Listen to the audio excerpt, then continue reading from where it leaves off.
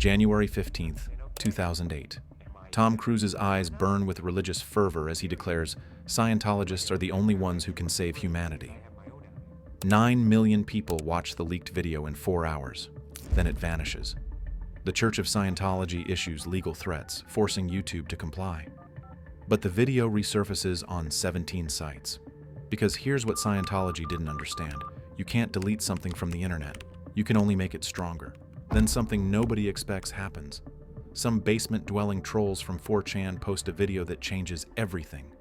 The voice sounds like broken glass. Hello, leaders of Scientology. We are anonymous. We are legion. We do not forgive. We do not forget. 48 hours later, Scientology's entire digital empire is on fire. But what makes 8,000 teenagers suddenly leave their basements and storm Scientology churches worldwide? And how does this prank against a weird church eventually lead to the world's most famous hacking group? It's January 2008 in Los Angeles. A bizarre video of actor Tom Cruise praising Scientology hits YouTube and quickly vanishes. The Church of Scientology, embarrassed by Cruise's manic zealotry, issues legal threats to force the video offline. In an era of viral content, this heavy-handed censorship strikes a nerve. On the notorious /B board of 4chan, a chaotic forum known for outrageous pranks, users smell blood. Censorship? They don't like it at all. So what happens when an eccentric church muzzles the internet? Anonymous, then just an in-joke for unsighted pranksters on 4chan, suddenly finds a purpose. This is the spark. Under the banner Project Chanology, scores of anonymous users unite to fight Scientology's information clampdown. They upload a video on January 21st, 2008. No face, just a suited figure, head replaced by shifting clouds. The title, Message to Scientology. The voice sounds like it's speaking through broken glass. Hello, leaders of Scientology. We are anonymous. Over the years, we have been watching your campaigns of misinformation. Anonymous has therefore decided that your organization should be destroyed. You have nowhere to hide. We are anonymous. We are legion. We do not forgive. We do not forget. Expect us. 48 hours later, Scientology.org crashes. Not for minutes, for days. Their internal emails leak online, revealing members' private confessions. Fax machines across 127 Scientology centers simultaneously print solid black pages until the ink runs dry. Phone lines jam with loops of Rick Astley mixed with the banned Cruise video. One center receives 3,000 pizza deliveries in a single afternoon. But these were just pranks. The real power move was about to happen, and it would require them to break their most sacred rule. On February 10th, 2008, in 142 cities across 42 countries, something impossible occurs. 8,000 people, gamers, hackers, teenagers who'd never seen sunlight, stand outside Scientology churches. Every single one wears the same face, a porcelain white Guy Fawkes mask. They hold signs reading, "Honk if you hate Scientology," and "Why are you wearing a mask? Ask me." The church that sued anyone who looked at them wrong suddenly faces an enemy they can't identify, can't sue, can't stop. Inside Scientology's Florida headquarters, executives hold an emergency meeting. Their security chief presents his analysis. It's just angry nerds. Give it a month. They'll get bored. He was wrong. Dead wrong. Because Anonymous had just discovered something intoxicating. They could win. They had the constraint, untraceable. They had the method, coordinated chaos. But they didn't have the one thing that would turn them from pranksters into revolutionaries. That would come from an unexpected source, a man setting himself on fire 5,000 miles away. September 17, 2010, at iPlex Software's Mumbai office. The IT director stares at his screen in disbelief. Every server is maxing out. Traffic meters show 4.5 gigabits per second of incoming data, 50 times their entire infrastructure capacity. His company, hired by Hollywood to DDoS piracy sites, is drowning in its own medicine. The attack message reads, "Payback is a bitch." Under the codename Operation Payback, Anonymous begins barraging anti-piracy organizations with relentless cyber attacks. The Motion Picture Association's website flatlines. The Recording Industry Association follows. One lawyer finds his personal emails, including an affair with his secretary, trending on Twitter. The weapons are devastating in their simplicity. A program so user-friendly your grandmother could launch cyber attacks. They call it the low-orbit ion cannon. You just had to click one button, enter the target, and watch it collapse. On December 4th alone, 7,800 people simultaneously attack MasterCard.com. The site stays dead for 12 hours. But then WikiLeaks changes everything. In December 2010, Julian Assange releases 251,287 classified U.S. diplomatic cables. PayPal freezes WikiLeaks account. Visa and MasterCard follow. In anonymous chat rooms, the mood shifts from playful to furious. This isn't about free movies anymore. This is about free speech. The attacks escalate. PayPal loses $3.5 million in one day. Visa's payment processing grinds to a halt during Christmas shopping season. Senator Joe Lieberman's website gets replaced with a scrolling message, "Free speech. The final frontier." The FBI later calculates total damages at $57 million. But here's what those numbers don't show. Regular people are winning against giants. In the Command IRC channel, a hacker coordinates strikes like a general. His handle, Sabu. His followers execute flawlessly. But here's what nobody notices. Sabu saves every conversation, screenshots every operation, documents every participant. The question isn't why. The question is, for whom? The media can't decide if Anonymous are heroes or terrorists. Fox News calls them hackers on steroids. CNN labels them digital vigilantes. By January 2011, Operation Payback has proven something nobody thought possible. Teenagers with free software can make Fortune 500 companies kneel. But halfway across the world, real people are fighting real dictators, and they're about to call for help. Can this warriors become actual freedom fighters, or will reality crush their digital dreams? Let's move to January 14th, 2011, in Tunis, Tunisia. President Ben Ali's private jet climbs towards Saudi Arabia. Below, 1 million Tunisians flood the streets. But here's the detail everyone missed. 3 hours before his flight, the president's personal email had been hacked, his escape routes leaked, his Swiss bank accounts exposed, his military's passwords distributed to protest organizers. Anonymous had given the revolution eyes. But to understand how basement hackers became Arab Spring architects, you need to know about Day Zero. December 17th, 2010. A street vendor does something that will cascade into toppling 3 governments. His name doesn't matter yet. What matters is what the Tunisian government does next. This day, Mohamed Bouazizi set himself on fire. The Tunisian government tried to delete the video. Fatal mistake. Within hours, anonymous operatives in basements from Madrid to Tokyo spring into action. They don't speak Arabic. They've never visited Tunisia. But they understand oppression when they see it. The technical assault is surgical. Government websites get defaced with protest instructions. Censorship filters get reverse-engineered and broken. A care package spreads through Tunisian Facebook, containing encryption tools, proxy servers, and a manifesto that reads, "This is your revolution. We're just the tech support. Your government sees everything. Here's how to blind them." Egypt comes next. Anonymous turns pizza restaurants into communication hubs. They hijack government fax machines to print protest locations.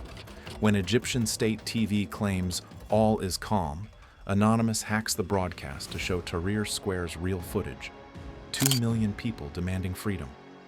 On February 11th, 2011, Mubarak resigns, but in anonymous communication channels, cracks appear. Old school members want chaos. New members want change. In a private channel, 6 elite hackers make a decision that will split Anonymous forever.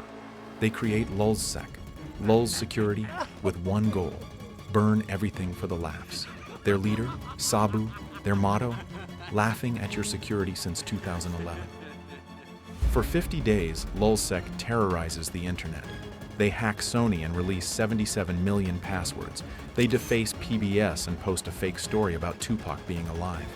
They infiltrate the CIA's website just to prove they can. No ideology, no purpose, pure chaos. But on day 51, something happens that nobody sees coming. What do you think happens when the FBI's most wanted hacker is actually sleeping in his childhood bed? What happens when your greatest hero has been your enemy all along? June 7th, 2011, Manhattan. A man codes in his grandmother's apartment in pajamas. 2 rooms, no air conditioning, 2 nieces sleeping on a mattress. He's the internet's most wanted hacker. His name, Hector Monsegur. His handle, Sabu. Outside his window, FBI agents have been watching for 3 months. They know his real name. They know about his kids. They know exactly how to break him. The door doesn't get kicked in. It opens with a key. The building's super let them in. Sabu hears footsteps and knows immediately. But he doesn't run, doesn't fight, just says, "I've been expecting you." The FBI agent smiles. "We know. We've been reading your chats for months." In the interrogation room, they show him everything. Every hack traced back. Every boast documented. Facing 124 years in prison. The agent slides a photo across the table. 2 children at a school playground. "You help us or they grow up without you. Your choice." Sabu stares at the photo for 17 seconds. Then he makes the decision that will destroy Anonymous from the inside. By sunrise, he's typing in the same chat rooms, but now an FBI agent watches over his shoulder. Every joke, every target, every line of code approved by federal agents. His fellow hackers notice nothing. If anything, Sabu becomes more active, more encouraging, more radical. "Let's hit NATO," he suggests. "Let's destroy Facebook." Behind him, agents take notes. The Stratfor hack becomes the masterpiece of entrapment. In December 2011, Sabu identifies the target, a private intelligence firm with CIA connections. He recruits Jeremy Hammond, Anonymous's most talented hacker. He provides the servers to store stolen data. He even stays online for 72 straight hours, keeping everyone motivated. This is the big one, brothers. This will change everything. Hammond cracks Stratfor wide open. 5 million emails stolen, credit card numbers, private intelligence reports. The FBI watches it all happen live, building their case.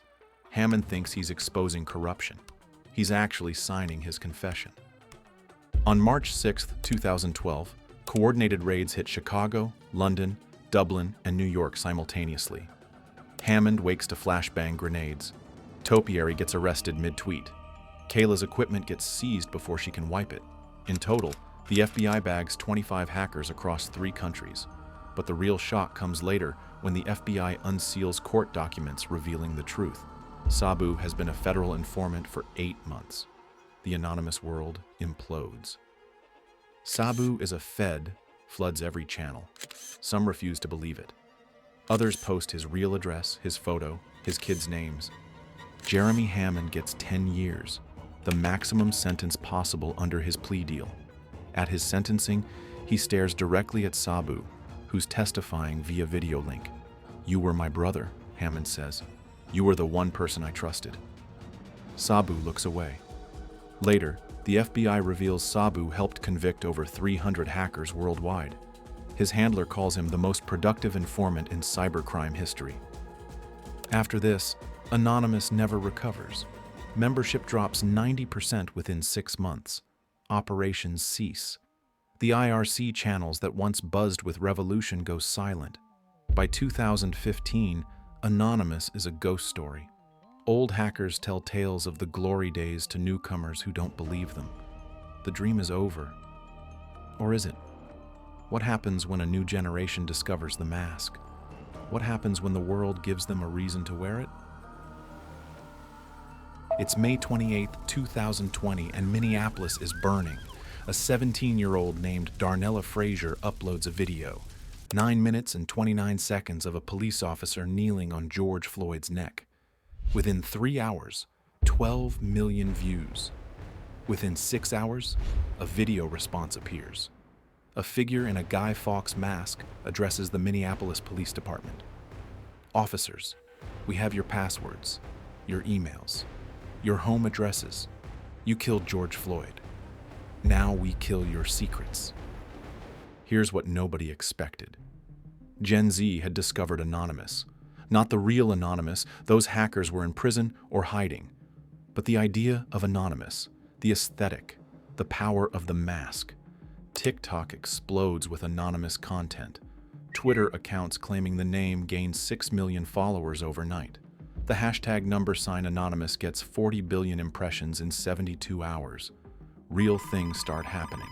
Police websites crash, first one, then dozens. Radio frequencies get hijacked with protest songs. But the real damage isn't digital. It's what happens when 269 gigabytes of police data suddenly appears online. They call it WikiLeaks. This release dumps 269 gigabytes of police data from 200 departments. Facial recognition firms helping police get their source code stolen and published. It's chaos, but organized chaos. Purposeful chaos. Later, on February 24, 2022, Russia invades Ukraine. Within 17 minutes, a Twitter account with the anonymous logo declares war on Vladimir Putin. Old hackers laugh until Russian government websites start falling like dominoes. 300 sites in the first hour, 800 by day's end. And by week's end, Russian state television is broadcasting Ukrainian folk songs. The attacks are sophisticated. Ransomware hits Russian banks. Military contractors lose terabytes of data. The Russian space agency gets hacked so thoroughly that satellite control systems go offline. Someone changes the destination of Putin's yacht GPS to hell and its call sign to FCKPTN. Even nuclear facilities report intrusions, though these get quickly contained. But here's the twist nobody talks about. Many of these anonymous hackers are actually Ukrainian IT workers. Others are NSA operators using the mask as cover. Some are just teenagers with downloaded tools. The mask has become camouflage for anyone wanting to fight back. Anonymous isn't a group anymore. It's an excuse. A permission slip for chaos. A flag anyone can fly. You're probably wondering, is Anonymous good or evil? The answer is yes. Both. Neither. Anonymous is what happens when you weaponize the internet's collective rage. It's your nephew learning to code. It's your government's worst nightmare. It's a joke that became a revolution, that became a joke again. The FBI estimates over 1 million people have participated in anonymous operations. That means, statistically, someone you know has worn the mask. Maybe digitally, maybe physically, maybe you have. Because here's the secret. Anonymous was never about the hackers. It was about the permission to fight back, to matter, to be more than just another username in the void. Speaking of masks and hidden identities, here's the final question. What happens when a government agency decides to create their own Anonymous? Not infiltrate it, not destroy it, but become it. That story, the one where the CIA launches Project Mockingbird 2.0, answers a question you haven't thought to ask. What if Anonymous won because someone wanted them to?